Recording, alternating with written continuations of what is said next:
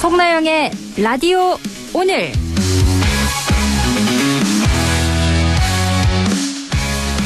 여러분 안녕하십니까? 송나영입니다. 이재명 대통령이 취임 30일을 맞아 첫 기자회견을 열었습니다. 회견은 예정보다 길어져 총 121분간 진행됐고요. 이 대통령은 먼저 모두 발언을 통해 지난 30일은 하루하루가 치열했다며 무엇보다 민생 회복에 전력을 다했다고 밝혔습니다. 취임 한 달 성과로는 1호 지시로 비상경제점검 TF를 가동해 어느 정부보다 빨리 추경안을 마련한 점과 G7 정상회의 참석으로 정상외교 복원을 알린 걸 꼽았습니다. 지역 균형 발전 대책을 묻는 기자의 질의에는 정책이나 예산 분배에 있어서 지역을 배려하는 수준을 넘어 우선하는 정책을 해야 한다고 답했고요. 검찰개혁과 관련해서는 수사와 기소 분리에는 이견이 없고 추석 전 검찰개혁 제도에 얼개를 만드는 건 가능하다고 답했습니다. 취임 30일, 평가를 하기엔 너무 짧은 시간인데요. 첫 단추를 잘 끼워야 한다는 점에서 중요한 시간이기도 했습니다. 계속해서 의미 있는 성과 쏟아지길 기대해봅니다. 안동문화방송 라디오 오늘, 광고 듣고 시작합니다. 당신에 대한 응원이 당신을 위한 지원이 될 수 있도록 신용보증재단이 당신을 보증합니다. 대출 고민도 뚝, 이자 부담도 뚝, 미래 걱정도 뚝. 신용보증재단 중앙회와 17개 신용보증재단이 함께하니까 든든하시죠? 함께 우뚝 신용보증재단. 한국인의 연금 공식 시작! 퇴직연금 한투, IRP 한투, 연금 이전 한투. 투자 전문가 한투가 관리 수수료 없이 평생 알아서 해주니까 퇴직연금 고민이라면 외우세요. IRP 한투. 한국투자증권. 한국투자. 원금 손실 발생 가능 및 투자자 귀속, 가입 전 상품 설명서 및 약관 필독. 춤과 노래를 즐기는 장수마을 가고시마의 100세 어르신들. 건강 비법은 흑초. 100세 시대. 골골백세냐 생생백세냐는 지금 결정됩니다. 늦기 전에 샘표 흑초하세요. 매일매일 흑초 습관. 샘표 흑초. 100년 동안. 7월 3일 목요일 라디오 오늘입니다. 1부 안형진의 쾌도 난법 준비되어 있고요. 2부 이슈 오늘에서는 영주시 CCTV 통합관제센터가 새롭게 문을 열었는데요. 이 내용 들어봅니다. 이어서 임미애의 그래도 정치 준비되어 있습니다. 라디오 오늘 유튜브로도 다시 들을 수 있거든요. 많은 애청 바랍니다.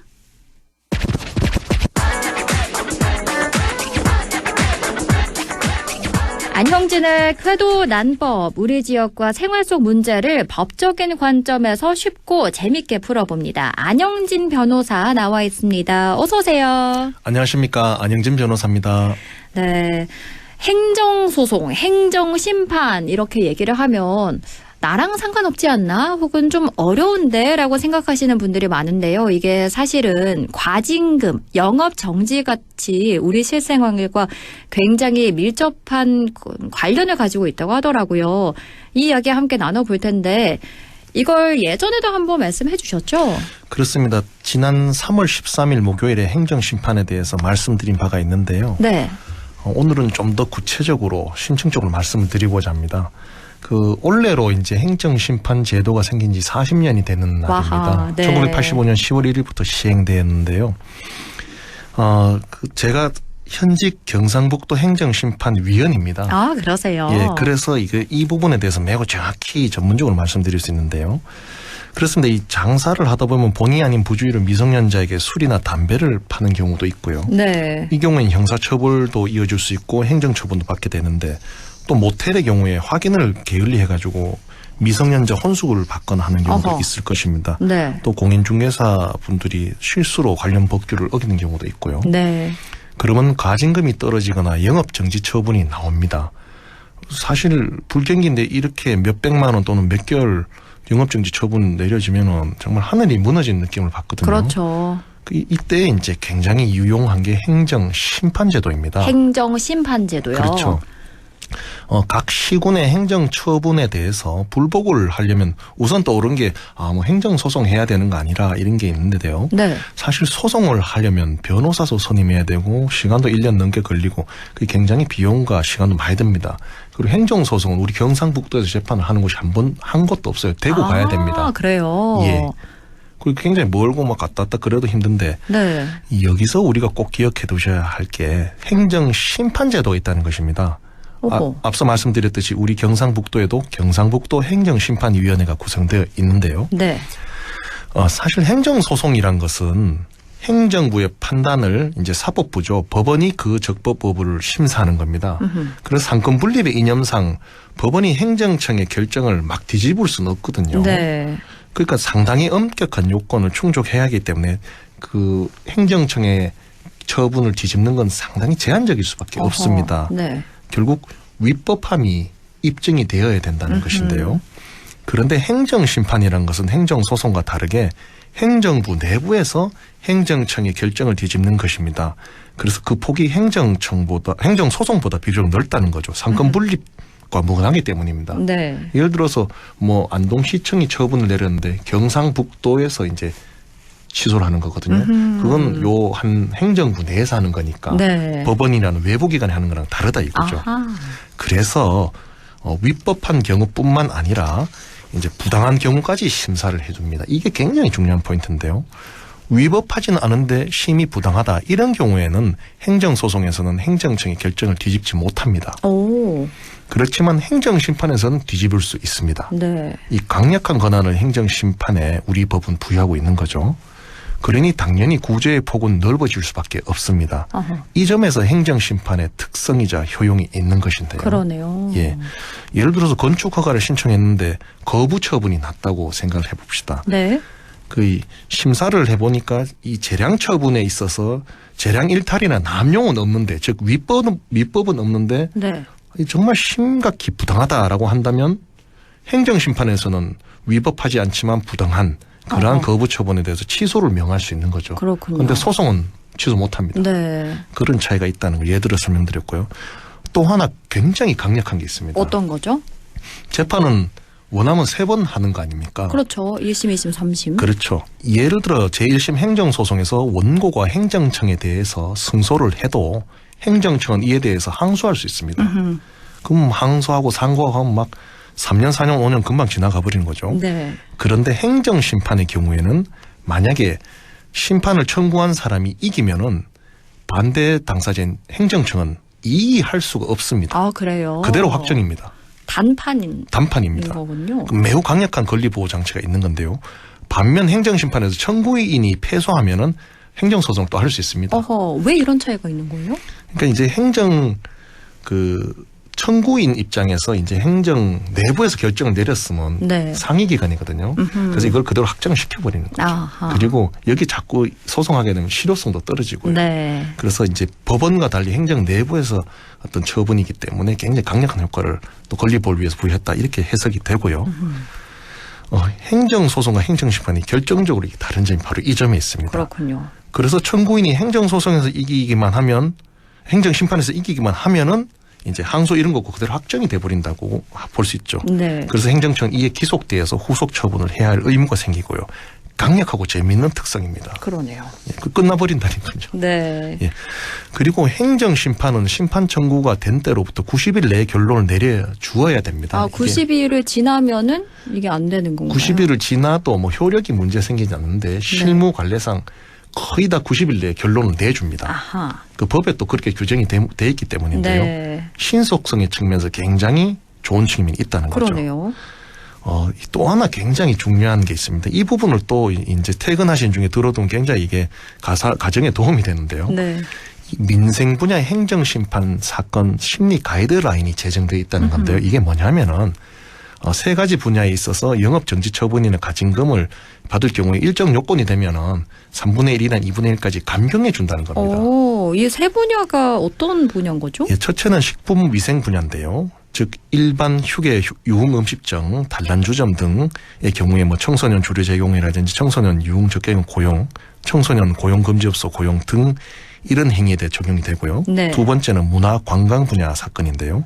노래 연습장이라든지 게임장 시설업의 경우에 뭐 주류 판매 제공이나 유흥적객 행위, 출입 시간 외 청력 출입 등 이런 행위를 좀 심사해 주는 거고요. 네. 세 번째는 화물자동차 유가 보조금 분야입니다.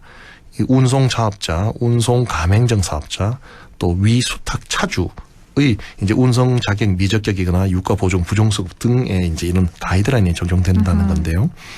초범인지 여부, 또 벌금 형사처벌 받았을 때 벌금 액수가 얼마냐, 또 이득액이 얼마냐, 다소 등을 감안해서 해당 사항이 몇 개냐 이렇게 딱 공식이 나와 있습니다. 구체적으로. 네. 그래서 3개면 3개, 4개면 4개 이래서 이제 뭐 3분의 1이나 2분의 1 감경해 주는데요. 어려운 민생 경제 분야가 앞에 말씀드린 그 분야를 감안해서 감경을 하고 있는데 네. 경상북도 행정심판위원회에서도 법규와 가이드라인에 따라서 이제 감경을 기각하기도 하고 감경을 해주기도 하는데요. 제가 지금 실무에서 행정심판을 직접 하는 입장에서 보면은 네. 우리 경상북도 같으면 이제 민생 생활에 대해서 이 가이드라인을 굉장히 적극적으로 적용하고 있는 것으로 보입니다. 그래요. 특히 우리 경상북도 행정심판위원회는 경상북도 내부에 있는데 굉장히 자율성이 있고 또 이철우 도지사님께서 그 자율성을 보장하고 있습니다. 네. 그래서 굉장히 그 자율적으로 운영되면서 민생에 대해서도 굉장히 하고 있는 그런 신경을 쓰고 있는 그런 이제 실무의 태도를 발견할 수 있어서 네. 그런 점을 꼭 말씀드리고 싶고요. 그렇군요. 그래서 이제 이 과징금이나 영업정지 처분 등 이런 처분을 받지 않습니까? 행정처분을 받으면은 뭐 허가도 그렇습니다. 행정심판을 이용하는 것을 꼭 기억할 필요가 있다는 점이고요. 좀 더 나아가서 말씀드리면 지금까지는 뭐 가징금 영업정지 처분 말씀드렸는데 그 행정청에 대해서 이제 뭐 건축허가나 개발행위 허가를 신청하는 부분들이 있습니다. 네. 그러면 그 부분에 있어서 이제 행정청은 재량이 있거든요. 다시 말해 재량이 있다는 것은 행정소송을 제기했을 때에 그 재량의 일탈 남용에 대해서 원고가 입증을 해야 됩니다. 네. 굉장히 힘들죠. 그렇죠. 쉽지 않잖아요. 그래서 행정소송에서 재량행위 부분을 뒤집는 게 굉장히 어려운데요. 네. 행정심판에서는 아까 말씀드렸듯이 재량행위 심사에 있어서 위법함과 더불어 부당함까지 심사를 해줍니다.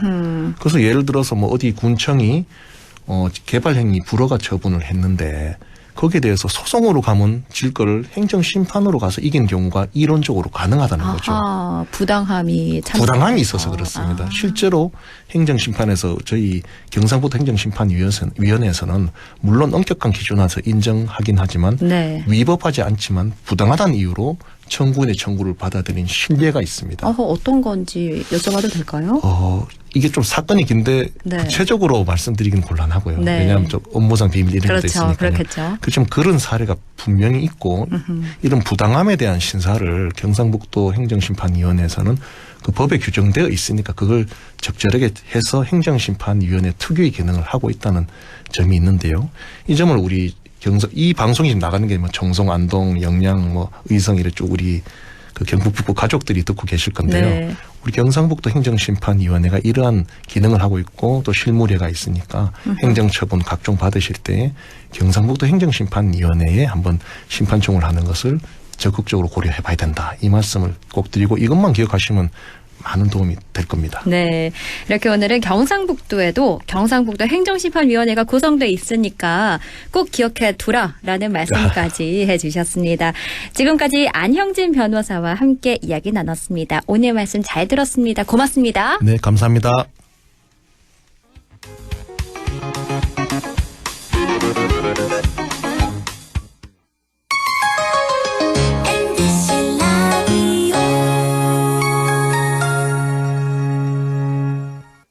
땡긴다 땡겨 매콤새콤 달콤한 맛 무침에는 역시 땡기네 가오리 장례식장 등 각종 대소사 최고의 인기 메뉴 땡기네 가오리 물이 생기지 않아 언제 어디서든 포장 배달 택배 모두 가능한 안동 땡기네 가오리 054-852-4988 예, 며느라. 밥 했어? 설거지 했어? 쓰레기 버렸어? 청소했어? 빨래했어? 개밥 줬어? 아들 낳았어? 딸 낳았어? 아무것도 안 하고 싶다.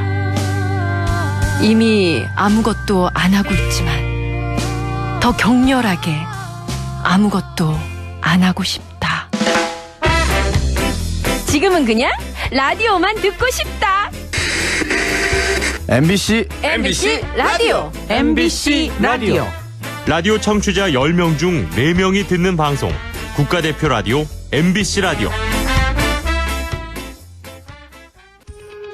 오늘도 안전하게 음주운전 예방수칙 알려드립니다. 첫 번째, 술자리가 예정된 경우 미리 귀가 방법을 정하고 차는 가져가지 않는 것이 안전합니다.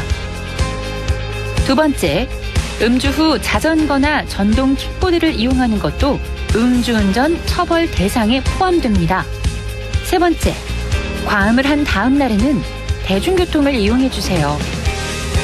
숙취 음주운전 역시 처벌 대상입니다. 네 번째, 음주운전을 방조하는 경우에도 3년 이하의 징역형 또는 1,000만 원 이하의 벌금형에 처해질 수 있습니다. 적극적으로 말려주세요. 위험한 음주운전 미리 예방하여 소중한 생명을 지켜주세요.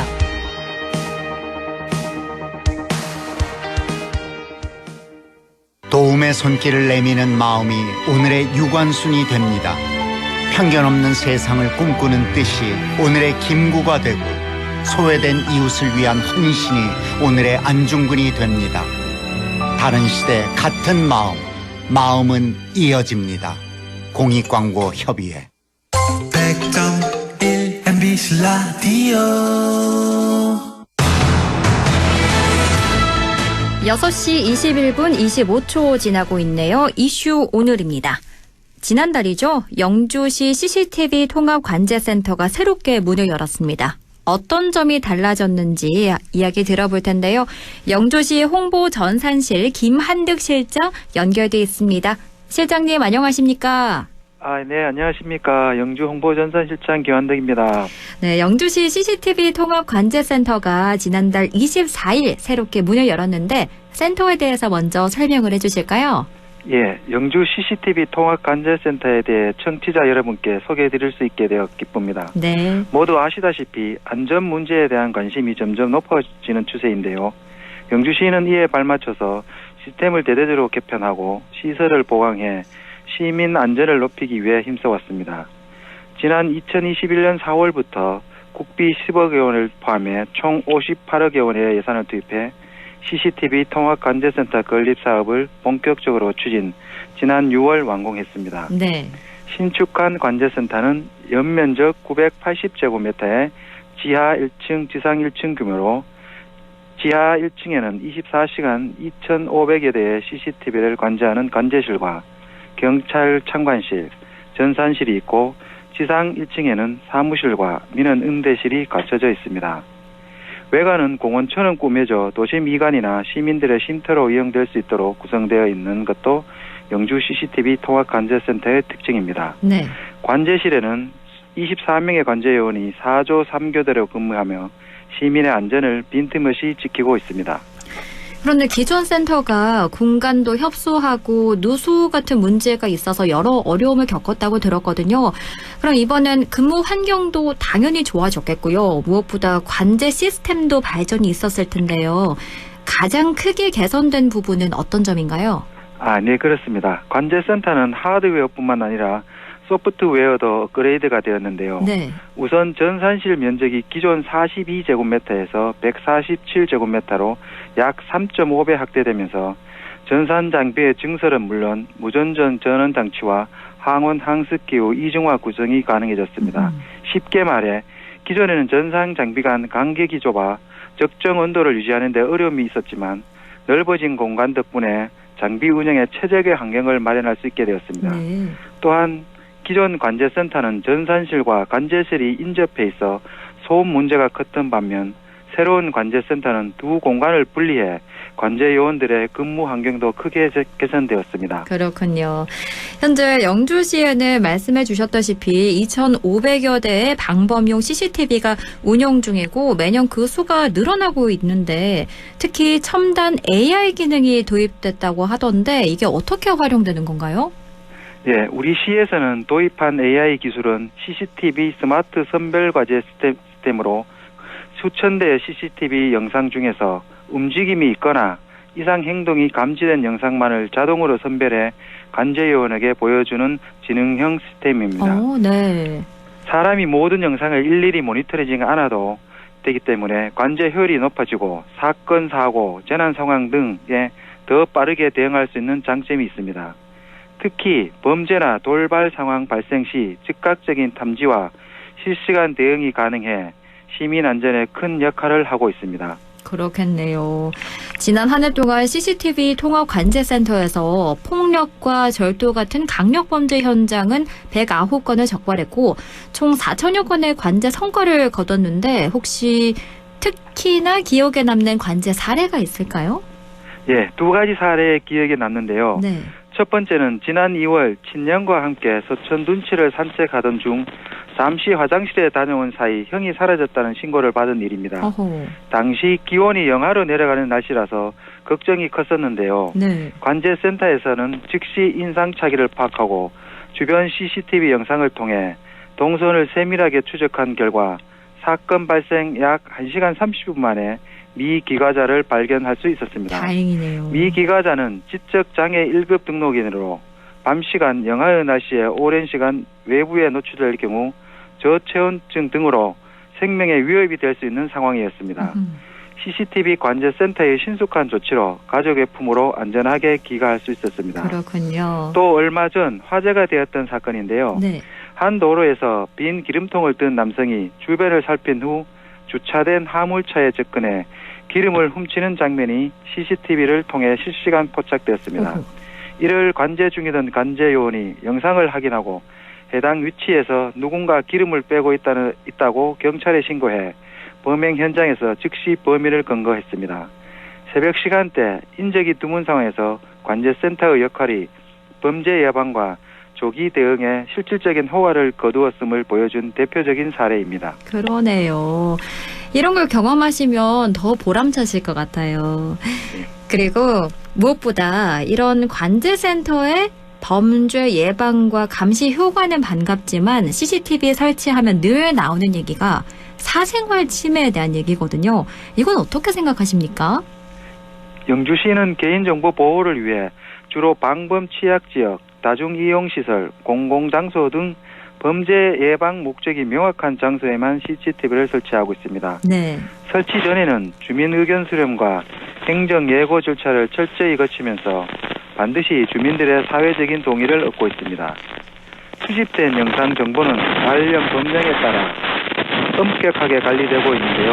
네. 관제 요원에 대한 보안 교육과 접근 권한 통제, 영상의 목적 외 사용 금지 등 정보 보호 시스템도 철저히 운영하고 있습니다. 앞으로도 시민의 인권과 프라이버시를 존중하면서 안전과 개인정보 보호 사이의 균형을 지키는 스마트 관제 행정을 실현해 나가겠습니다. 네, 그렇군요. 저희가 현재 음질이 좋지 않아서요. 다시 한번 연결하도록 하겠습니다.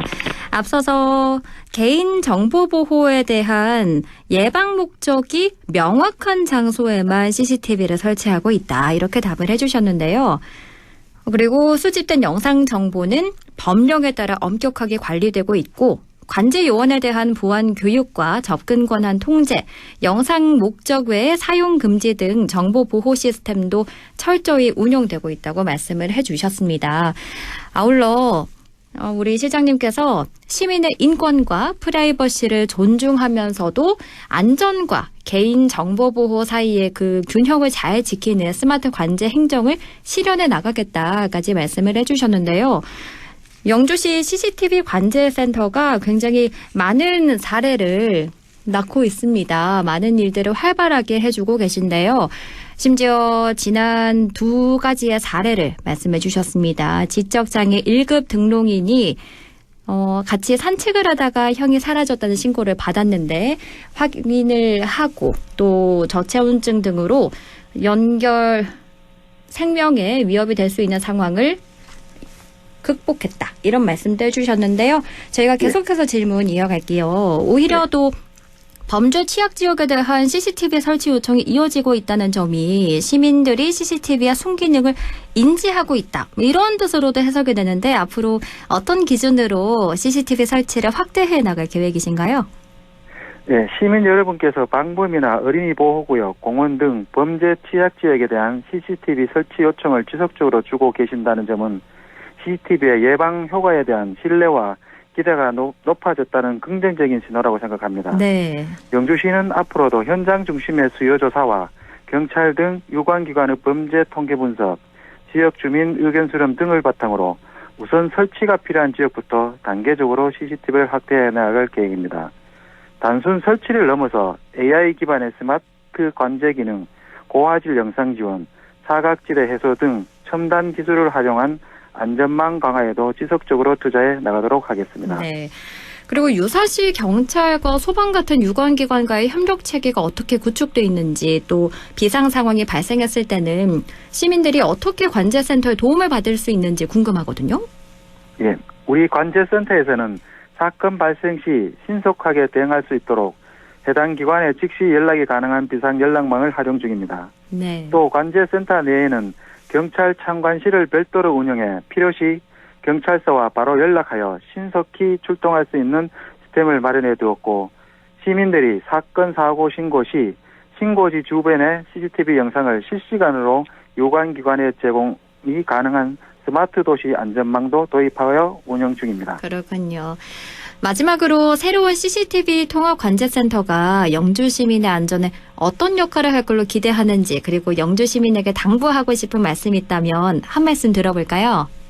네, 이번 CCTV 통합 관제센터 신축을 통해 보다 정교하고 신속한 관제가 가능해져 영주 시민의 일상 속 안전을 더욱 촘촘히 지킬 수 있게 되었습니다. 앞으로도 범죄 예방은 물론 재난, 긴급 상황에 효과적으로 대응하는 스마트 도시 안전망의 중심 역할을 하게 될 것으로 기대하고 있습니다. 시민 여러분께서도 CCTV가 우리 모두의 안전을 위한 장치임을 이해해 주시고 불법 행위 근절과 생활 속 안전문화 확산에 함께 동참해 주시기를 부탁드립니다. 감사합니다. 네, 고맙습니다. 지금까지 영주시 김한득 홍보전산실장과 이야기 나눴습니다. 라디오 오늘에서는 청취자 여러분의 참여를 기다리고 있습니다. 우리 지역에서 발생한 사건 사고 소식이나 함께 토론하고 싶은 내용을 안동 MBC 홈페이지 라디오 오늘 게시판에 올려주시기 바랍니다. 전화와 문자 참여도 하실 수 있습니다. 전화는 851국에 7191번, 문자는 샵 0913번으로 보내주시면 됩니다. 문자는 단문 50원, 장문 100원의 정보 이용료가 있습니다. 여러분의 많은 참여 바랍니다.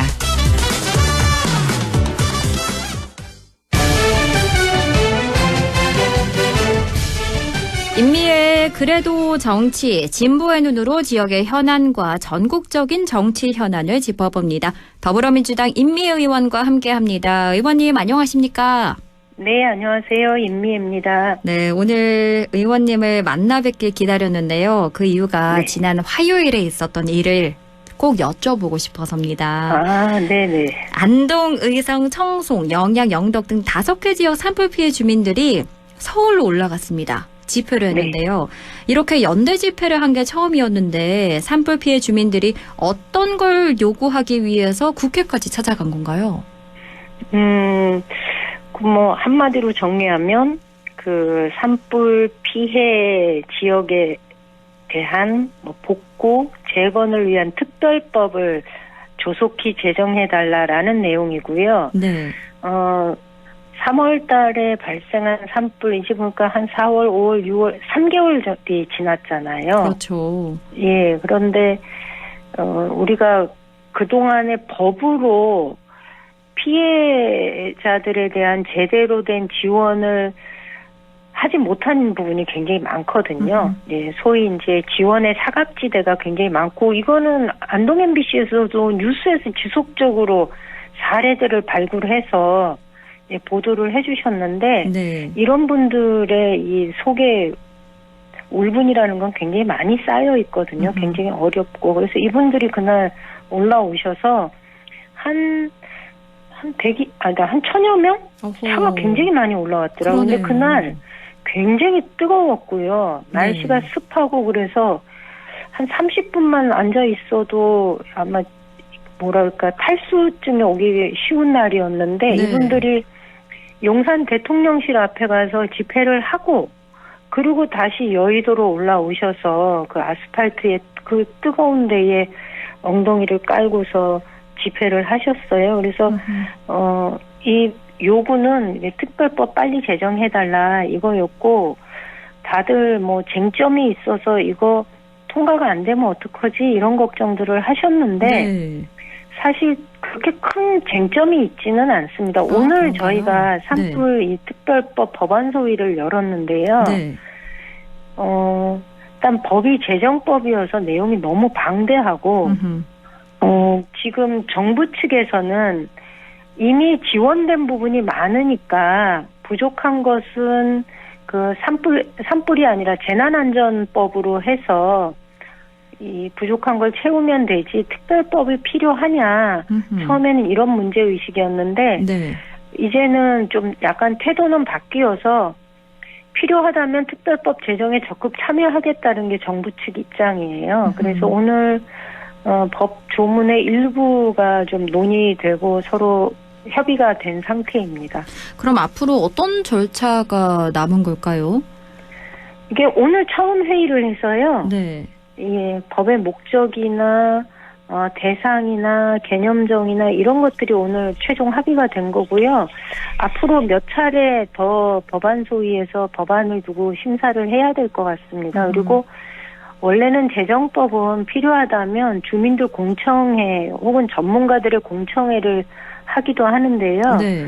그거는 이후에 더 논의를 해봐야 되고, 저희가 오늘 공통적으로 이야기한 것은 이 법의 제정을 위해서 우리가 여야가 머리 맞대고 빠른 시간 내에 법안을 통과시키는데 최선을 다하자라는 것은 서로 이게 의견이 모아진 거여서 진행되는데 큰 어려움은 없을 것 같습니다. 단지 국회가 다음 주부터는 또 청문회가 다들 상임위마다 열려야 돼서 네.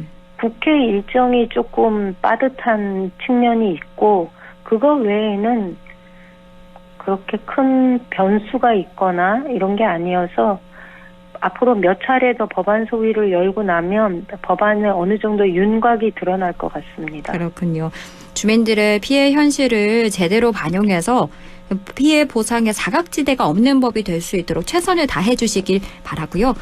그리고 네, 오늘 그렇게 하겠습니다. 네. 그리고 오늘 이재명 대통령이 취임 30일을 맞아 첫 기자회견을 했습니다. 자유롭게 둘러앉아 토론하는 타운홀 미팅 형식으로 진행이 됐는데 총평부터 들어볼까요? 이거는 역대 어느 대통령과 비교해도 이례적으로 빠른 기자회견이었는데, 네. 이재명 대통령이 가지고 있는 장점이 뭐냐 하면은 이 소통 능력입니다. 탁월한 소통 능력. 어떤 의제가 나와도 막힘이 없이 준비되어 있는 대통령이라는 것을 잘 보여주는 그런 이재명 대통령의 강점이 잘 드러나는 그런 타운홀 미팅이었다, 기자회견이었다, 이렇게 평가하고 싶습니다. 네. 그럼 오늘 기자회견 중에 인상 깊었던 부분이 있을까요? 저 오늘 그 풀뿌리 지역 언론사들이 참여한 거예요. 네. 예, 이거 굉장히 이례적이어서. 그렇죠.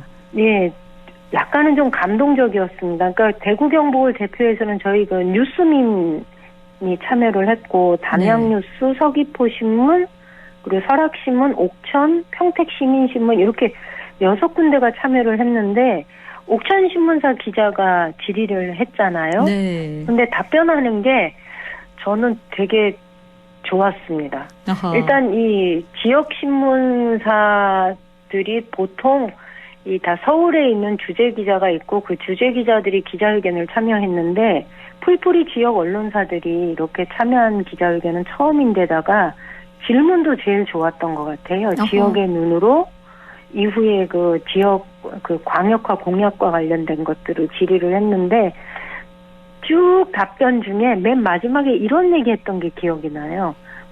답변이 이렇게 길어진다는 거는 매우 어려운 문제라는 것을 스스로 드러내는 겁니다라는 얘기를 그렇게 답변을 하는 걸 보면서 네. 준비된 것만큼 이렇게 서로 소통하면서 문제를 같이 풀어가겠다는 의지를 보인 기자회견이어서 오늘 그 장면이 되게 인상적이었습니다. 그렇군요. 그리고 이 대통령이 검찰 개혁과 관련해서는 이 제도의 얼개를 추석 전에 만들 수 있다. 이런 의사를 보였거든요. 다만 네네. 부작용은 최소화해야 한다면서도 입법은 국회가 결단할 사안이다. 이렇게 말했는데 이건 어떻게 들으셨나요?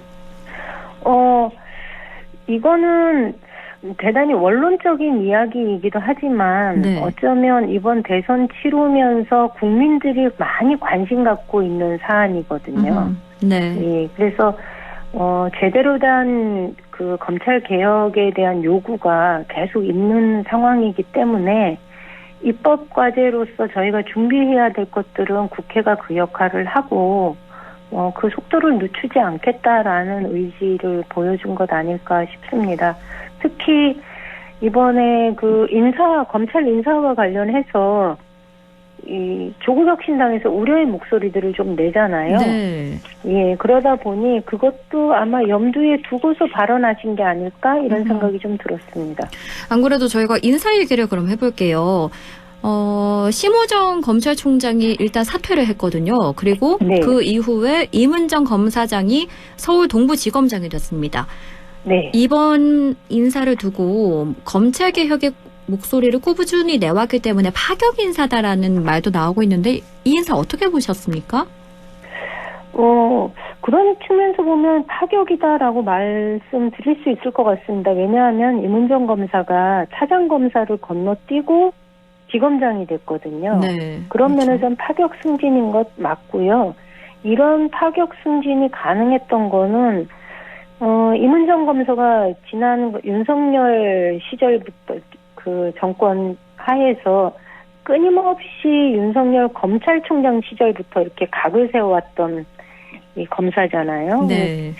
예, 대통령 시절에도 끊임없이 목소리를 내왔던 사람이고 그러다 보니까 이 검찰 개혁에 대한 의지가 누구보다 강하다는 것을 오랜 시간 동안 자기 목소리를 내면서 확인해왔던 사람이기 때문에 파격 승진인 건 맞지만 한편으로는 가장 적임자를 그 자리에 앉힌 것 아니겠는가 저는 이렇게 보고 있습니다. 네. 그리고 이재명 정부의 첫 검찰 인사를 두고 말씀해 주셨다시피 조국혁신당이 친윤석열계 검사가 대거 기용됐다는 걸로 비판을 하고 있는데요. 이 우려는 어떻게 보십니까? 저는 그런 얘기 할 수 있다고 봅니다. 왜냐하면 지난 7월 1일인가요? 저희 그 집회하던 날이었는데 네. 예, 조국혁신당이 친윤 검사 기용에 대한 이제 비판 목소리를 내면서 기자회견을 했어요. 근데 그 예로 든 게 그 정진우 서울중앙지검장은 채널A 사건 관련해서 한동훈 씨를 무혐의 처분한 사례가 있다. 그다음에 성상훈 검찰국장은 문재인 정부 시절 산업부 블랙리스트 사건의 수사 책임자였다. 이러면서 이제 친윤 검사 명단을 일부 공개했었거든요. 그런데 오히려 정진우 지검장 같은 경우에는 당시 한동훈 무혐의 처분은 서울중앙지검 사장회의에서 결정된 거예요. 네. 그렇다면 정진우 지검장만의 문제라고 보기 어렵지 않을까라는 측면이 있고 또 이 검찰개혁 의지를 확인하지 않았는데 이런 인사를 했을까라는 생각도 하거든요. 그렇다면 이미 이들에 대해서는 검찰개혁 의지를 다 확인하고 그리고 난 후에 이재명 대통령이 고심해서 임명한 인사인 만큼 오히려 과도하게 친윤 검사라는 낙인을 찍으면서 대통령의 인사권이나 검찰개혁에 대한 의지를 조금 이렇게 의심하는 그런 것들은 조금은 자제를 해야 되지 않을까라는 생각도 좀 있습니다. 네. 전 우려할 수는 있다. 그러나 그래도 인사권을 한번 믿고 기다려보는 것도 좋지 않을까 이런 말씀 좀 드려보고 그렇게 싶습니다. 보시는군요. 심우정 전 검찰총장의 사퇴를 했는데 그럼 이제 특검의 수사 대상이 되는 건가요? 예. 심우정 전 검찰총장은 특검 수사 대상 맞습니다. 왜냐하면 그 딸 특혜 채용 의혹도 있고요. 네. 인천 세관 마약 수사 외압 의혹도 있고요. 그 다음에 무엇보다도 지난 3월에 직위원 판사 구속 취소 결정이 있었지 않습니까? 네. 그 직위원 판사가 윤석열 전 대통령을 구속 취소 결정했을 때 당시 즉시 항고했어야 되거든요. 네. 근데 즉시 항고를 하지 않고 그 당시 대법관도 권고를 하고 검찰 내란 사건 수사팀도 반대를 했음에도 불구하고 석방을 감행했습니다. 그러니까 이런 것에 대해서도 조사가 있어야 되고요.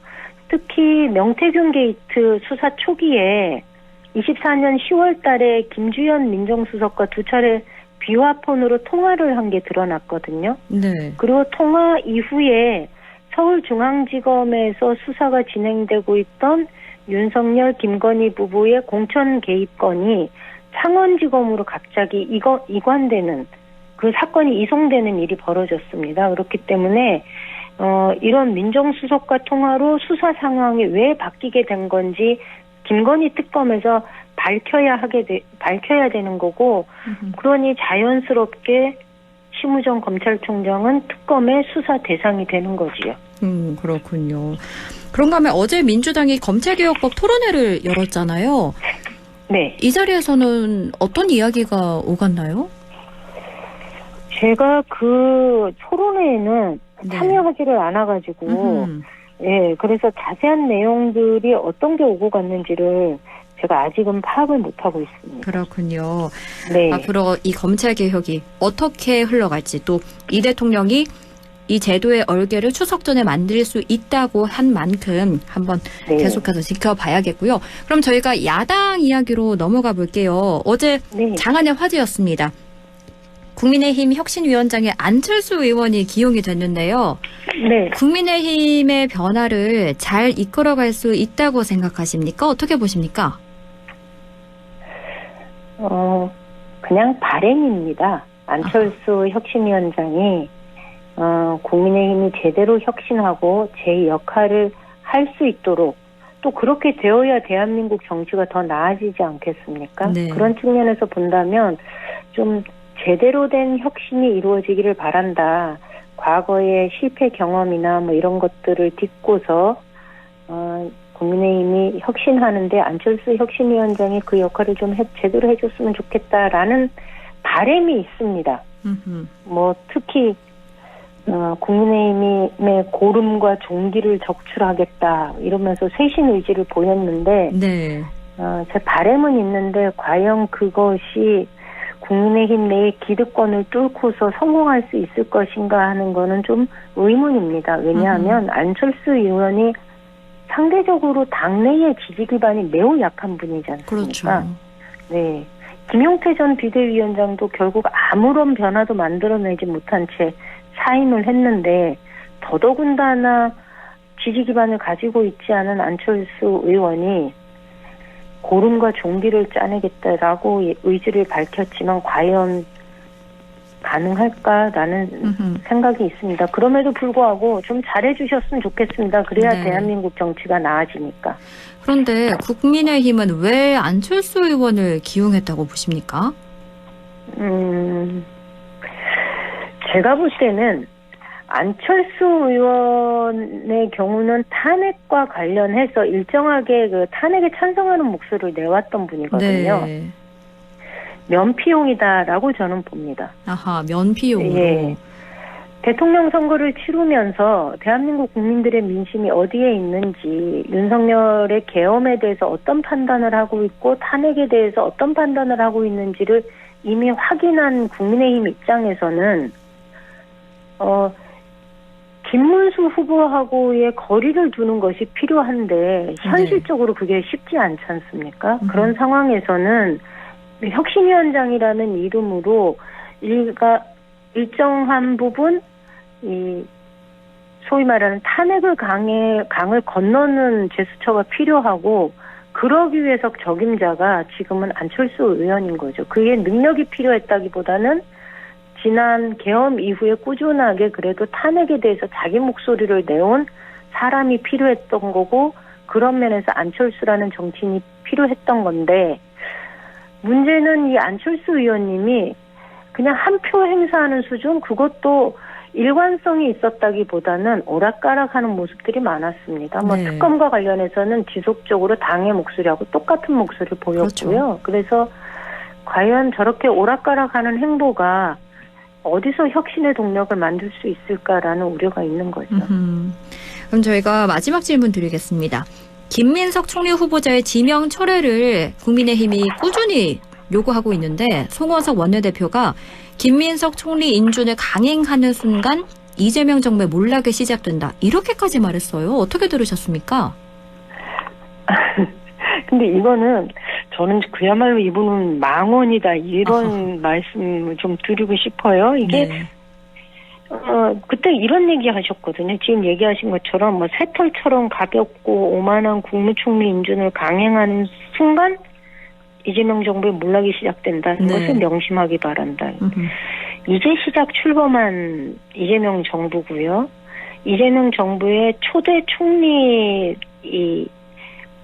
그 청문회를 통해서 제기했던 의혹들은 저는 충분하게 국민들 앞에 해명이 되었다고 보고요. 네. 오히려 무리한 의혹 제기로 이거는 김민석 청문회가 아니라 주진우 청문회가 되었다는 얘기가 나올 정도로 무리한 억지 주장들이 난무한 청문회였다라고 봅니다. 그런 면에서 본다면은 이렇게 계속 발목 잡기를 할 것이 아니라 저희 지난번에도 그 한덕수 총리 인준과 관련해서는 그래도 새롭게 들어선 정부가 일할 수 있도록 당분간은 과감하게 협조하는 모습들이 필요하거든요. 네. 지금 국민의힘이 해야 할 거는 이렇게 이 선을 넘는 발언으로 이재명 정부의 발목을 잡는 것이 아니라 총리 인준에 협조하고 국정 운영에 협조하는 것. 그래서 내란으로 어려워져 있던 민생 경제를